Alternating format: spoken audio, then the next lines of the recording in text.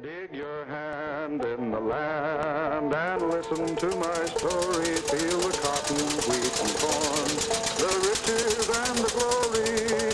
Feel the sweat and strain of those who worked before me. Dig your hand down in the land.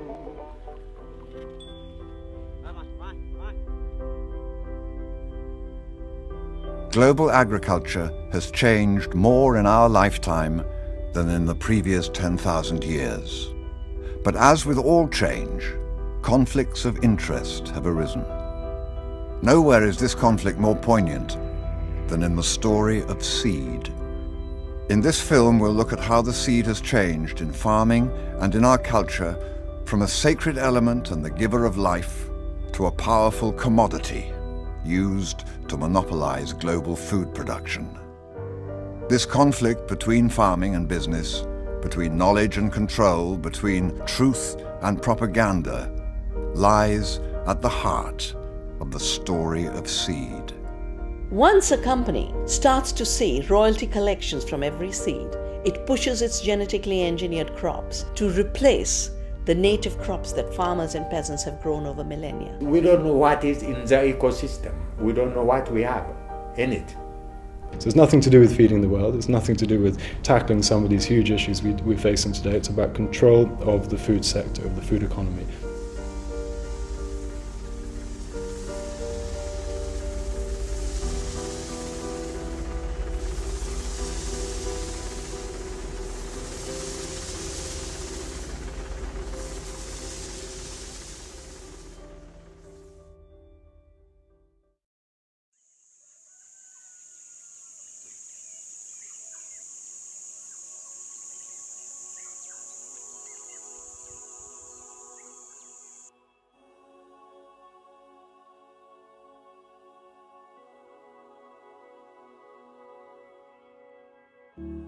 We begin the story of seed thousands of years ago, at a time when the earth was covered with disparate communities, isolated by mountains, seas, and deserts.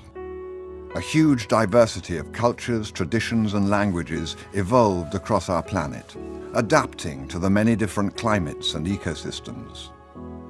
Over centuries, the individual societies developed different ideas, cosmologies, routines, and rituals, creating a vast bedrock of diversity.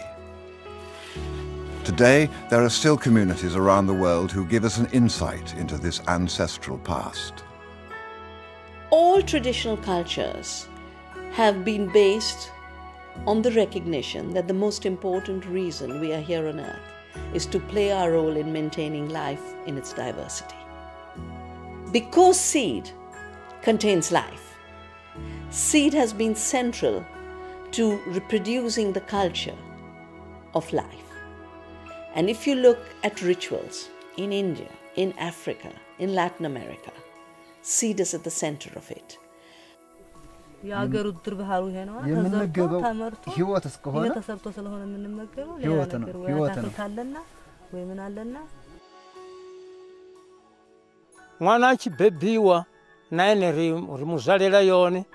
koroni radova rajambeu musi mutu orova ramuzalela ene apa laetela hone uitelo radele zaudi na neridove riwane zaudi musi richilima mbia yege tomi kenge nontu mbeo ni ijo chumagaragia jadi ya kura kuruta kigongwana nontu deni yaire utikiomba kura gamburi yonko tena utena idio tena mbeu.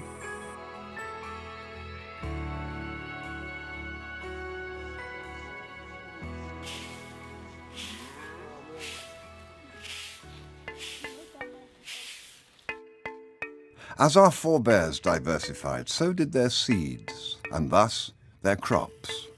Long before Darwin articulated his theory of evolution by natural selection, men and women around the globe were practicing this very process, re-sowing seeds best adapted to their particular environment, and thus becoming a part of the process of evolutionary change. At the center of this change was the seed, which each year would be harvested afresh and could be stored, shared, and crossed. We are the inheritors of this rich global biodiversity.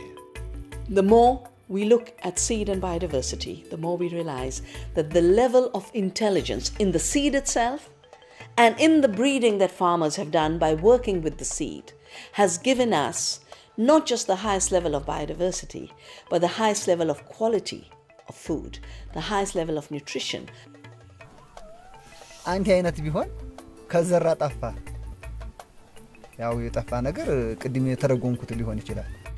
Farmers breed for resilience, and therefore they breed for cooperative arrangements. They don't breed one crop. They know they must have many crops because the climate changes. They know they must have many crops because nutritional needs are diverse. The production of food in indigenous traditions for most of human history has been to focus on advancing biological diversity.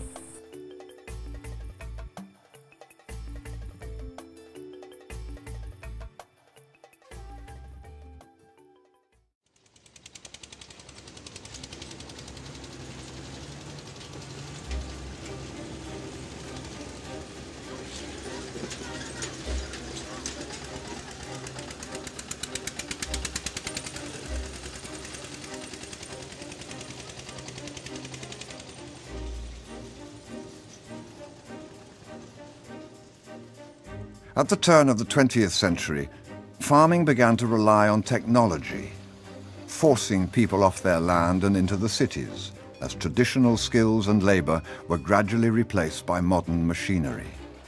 But as Europe became embroiled in 2 world wars, the chemicals produced for warfare were set to change the face of agriculture. With the world locked in conflict, new chemicals began to be produced in large quantities. And once peace returned, the companies producing these chemicals needed to create alternative outlets for their products. By making minor alterations, explosives and nerve agents were reformulated as fertilizers and pesticides. And chemical agronomy found its way onto farmland around the world. ዛሬ ወቅቱ ቅመም ፈልጓል ሁሉ ምግብ እንኳን ሁሉ አይነት ታልተዘጋጀ አንድ አይነት ምግብ ቢሰጥ እንትን አይም ሁሉ የፍነሽ ማነሽ እንዲሁ ነበር የሚዘሩት አሁን ግን ዱሩ አሁን አይታወቅም. You're now bringing a lot of chemicals and the need continues to grow. It's not static and that need never ends. En un momento dado los suelos empezaron a erosionarse, a desgastarse. Nosotros decimos que se hicieron drogadictos, es decir, se hicieron dependientes de estos fertilizantes. Fertilizer etina wapanda season A lengi wapanda bupa yuma kendo utabandita na fertilizer.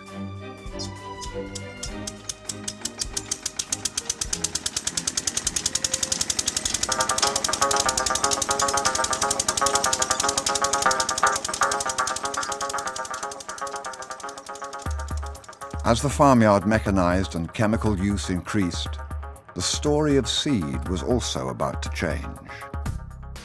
Natural cycles of seed saving and sharing, which had kept business interests at bay, were challenged by a new breakthrough in seed breeding.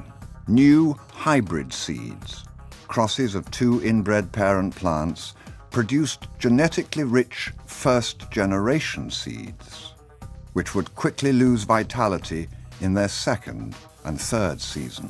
This natural process of hybrid breakdown meant that farmers no longer benefited from replanting their seed. Instead, they had to buy new seed each season. This allowed international corporations to privatize and control the profits from seed. In the 1960s, these corporations began a worldwide proliferation of their new seeds. Recognizing global agriculture as an untapped and hugely profitable market, they set forth to, in effect, privatize the world's food system. Farmers around the world left their traditional farming systems in droves, buying into a dream of greater productivity, less labor, and more money. Monocrops like tea and coffee began to replace indigenous crop species, and subsistence farming, on which the local community survived, was replaced by these new monocrops, grown to export. As global food output rose, traditional farmers were being seduced into this new system, despite seeing their production costs rise dramatically, as new seed, fertilizers and pesticides had to be purchased for each new season. And they found their new crops became subject to unpredictable international markets. These farmers had unknowingly bought into a system which was proving less resilient, less sustainable, more expensive, and ultimately detrimental to their survival. Mbewisu inola with ya wanasio undumo wambe mbewisu wa newa wabanda tili mbuemwe buelengi ndwa ileta umetungia mundani nundu watungia mundani anandisia tondu ichi ijo kure nicho ikurehe mbeca kure iringi gutwara murimo no tikuga ni kuria kuriero iria twariaga tene ri no njega gukira icio. What do you think are the consequences of replacing many different varieties of crops, food crops actually, with a single crop that you cannot eat? I think the real concern is that there is an increasing corporate control of the seed chain, and increasingly that means that a very small number of people are having a massive influence over the way in which farmers are able to farm. Traditional practices of saving seed are now under threat. And what that does essentially is to put corporate profit ahead of the ability of farmers to feed themselves and their communities. Mbeu ina masiando itwanga uri mbeu vasava nayo vava na mbiuntswa vadorenga vasapedzi ende chikosina hela yavo yachikale avangarengi ngauri chete ino vadova vanayo vone vadova unazvo neyadova ikuita zvonevo zvimwe zvisairana na mbeu ndingazori kuri vathu vothe vashango khavavuyelele kha zvahavo.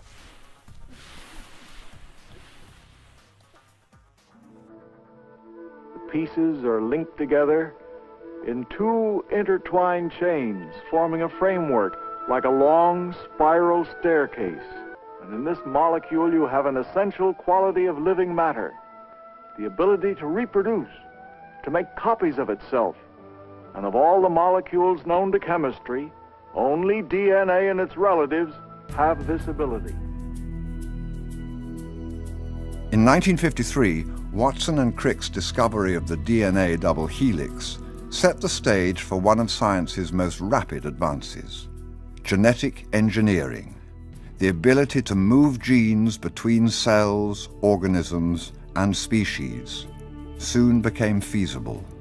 In agriculture, the possibilities of such engineering seemed limitless: higher yields, greater resilience to drought, better flavor, and quicker maturation. But as this new technology emerged, it was accompanied by fierce debate as to its ethics. Meanwhile, the most significant role of this new technology was being decided not in the field, but in the courtroom.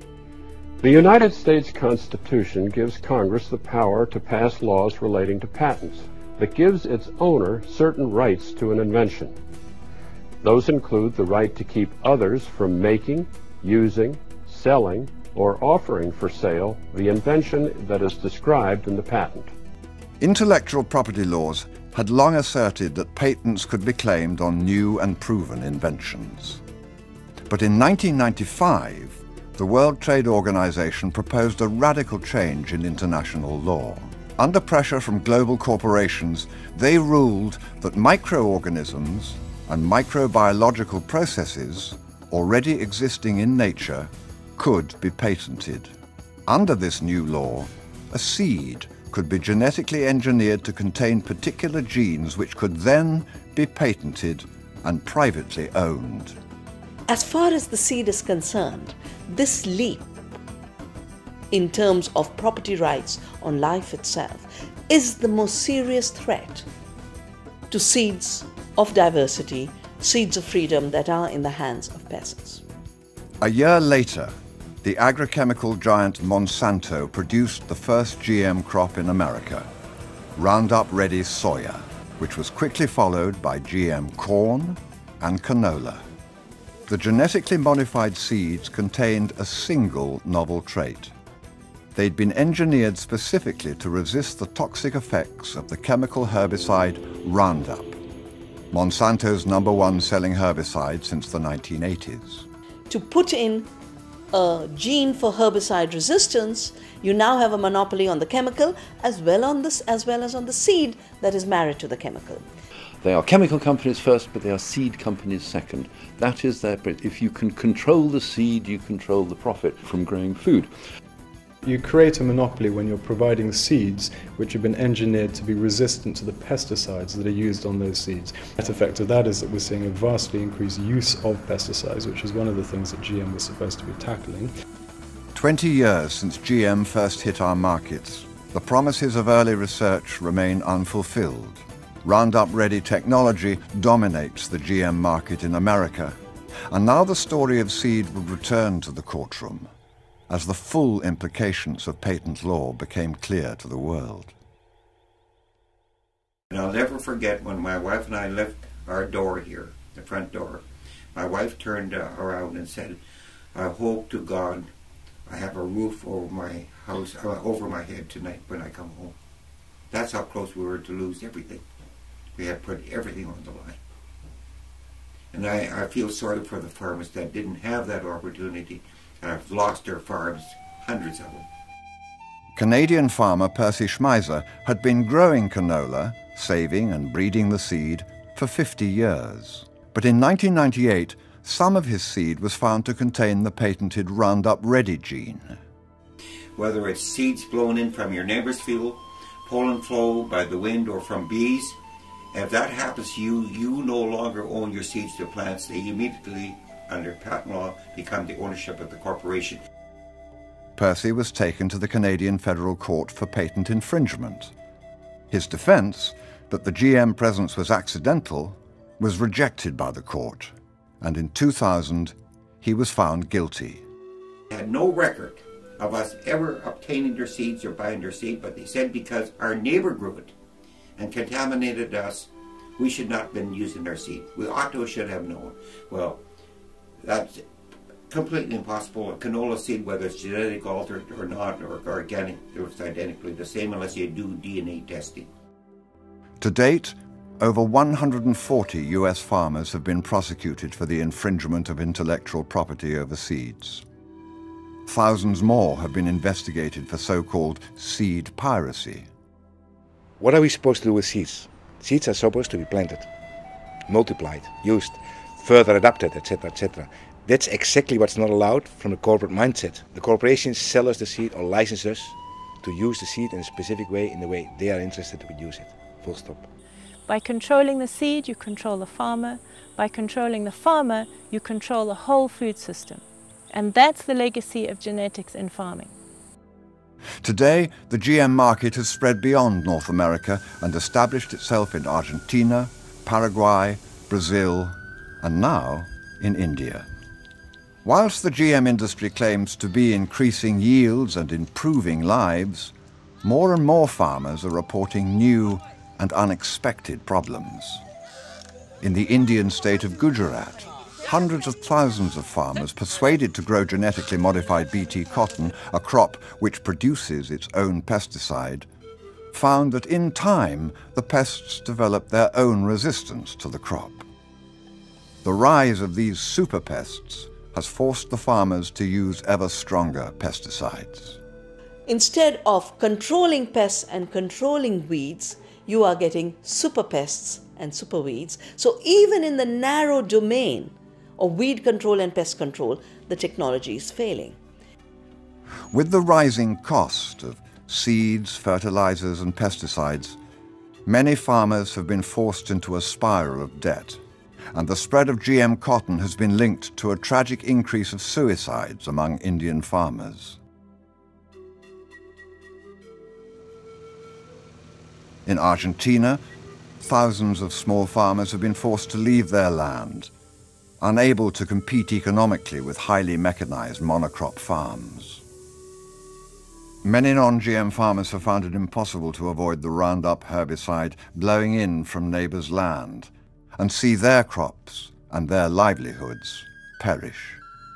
And with the mass exodus of farmers from their land, farm biodiversity has decreased still further.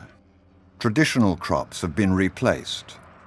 Herbicide use has risen dramatically, and hard-learned knowledge and farming systems have been elbowed aside. With the loss of diversity, you lose your security, because diversity is synonymous with security. It also means improved livelihood, it means improved nutrition, it means improved division of labor. All this would be lost to one crop. We have to realize that diversity means survival. Diversity means being able to continue to produce, being able to continue to be a farmer. And without that, I think it's very important to realize that we're simply not being able, we will not be able to produce the food we need if we allow that this kind of diversity is further eroded.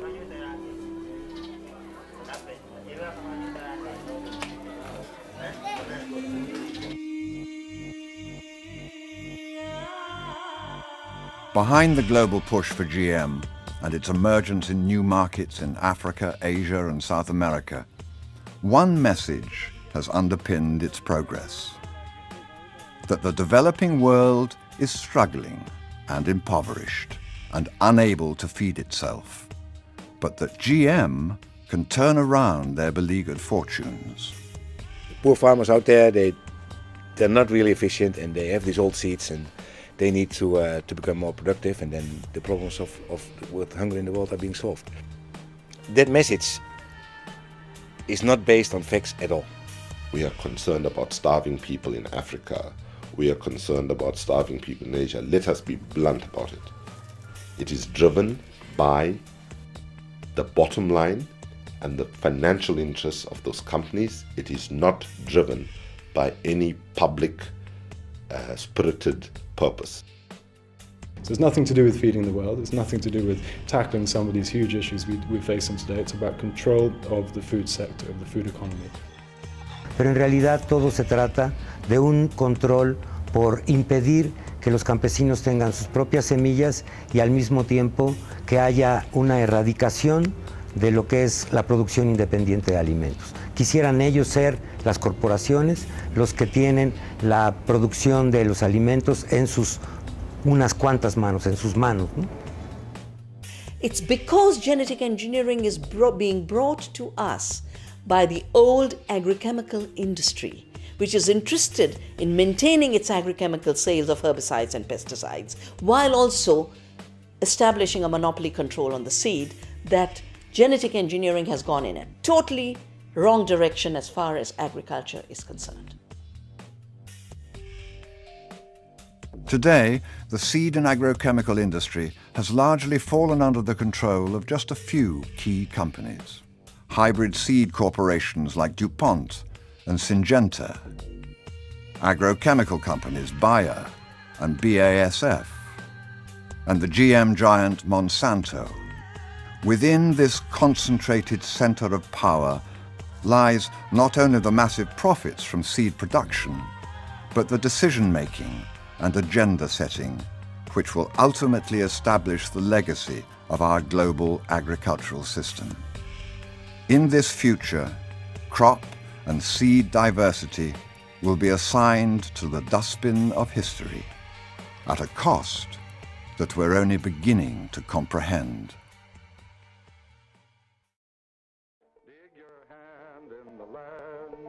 Touch the toil and sorrow in the soil where the greenbacks never grow on what I borrowed. Dig down and tell me where's my seed for tomorrow. Dig your hand down in the land.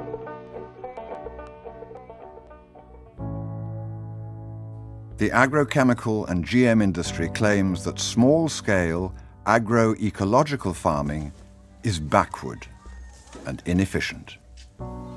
But the reality is that in spite of the unrelenting pressures they face, it is these farmers who feed 70% of the world's population. These traditional farming systems use less land, less water, and fewer resources. They grow healthy, nutritional food and nurture greater crop diversity. They protect soils, water, and ecosystems, and they are proving more resilient in the face of climate change. It is these farming methods that can show us the way forward for real food security. Ecological systems, localized, biodiverse, are the ones that are really providing food, nourishment, health, and joy in eating for local communities. We need to decentralize our food system, and if we have to decentralize our food system, decentralized seed provisioning, seed sovereignty must become very much central to food sovereignty.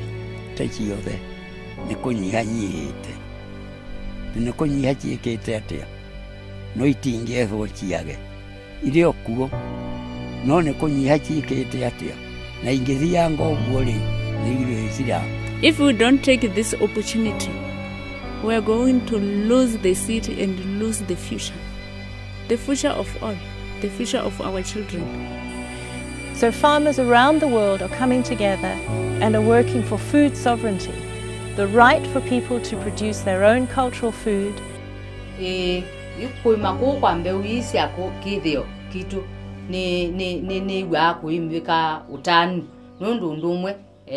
Siana sia kwa yesa kwitha na nza nundu ila na banda mwe ona kwimbua na kutembua nini ninguketha kana mubya. I don't think the public should ever underestimate the potential power that they have should they choose to use it. You know, who would have thought that Murdoch and News Corp could have been brought low by a sense of outrage. I think if we have a much bigger public debate around the kinds of agriculture that we want and the kinds of practices and techniques of some of those big seed corporations, we might just get that same degree of outrage and hopefully a system in the long term that's better for people and the planet. Then if we look at the ancestral way, we find the solution to rebuild what has been destroyed.